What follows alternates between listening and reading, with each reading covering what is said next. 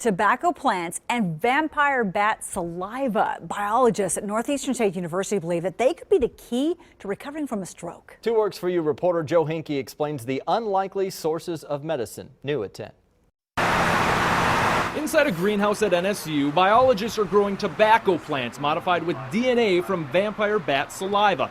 They could play a key role in recovering from a stroke. Vampire bats lick the wound of an animal to keep it from clotting so that they can keep drinking from that blood. And using that concept, using their saliva to keep a stroke from clotting in order to keep someone alive is almost the same. As the plants grow, a protein develops inside the leaves. The leaves are then ground up, filtered, and turned into a drug which can be injected into patients shortly after a stroke. As soon as it touches that clot, that protein dissolves the clot. Inside petri dishes, NSU grad student Damian Hall is also growing a bacteria known as TPA. This turns them from normal plants into modified plants. Like saliva DNA, TPA is injected into tobacco plants to make a protein. It is then also used to dissolve clots.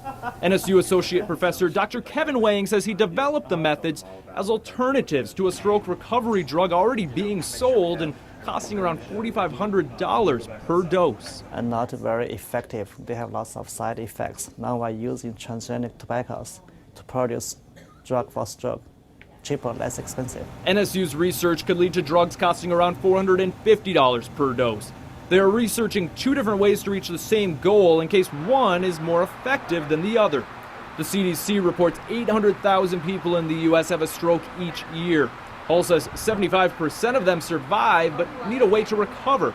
So the affordable drugs he is working on could have a significant impact. And the goal after a stroke is to get back to about 80–90% of where you were beforehand for as far as function and cognitive ability. And without it, that can take up to a decade. With the drug, recovery can be shortened to 6 to 18 months.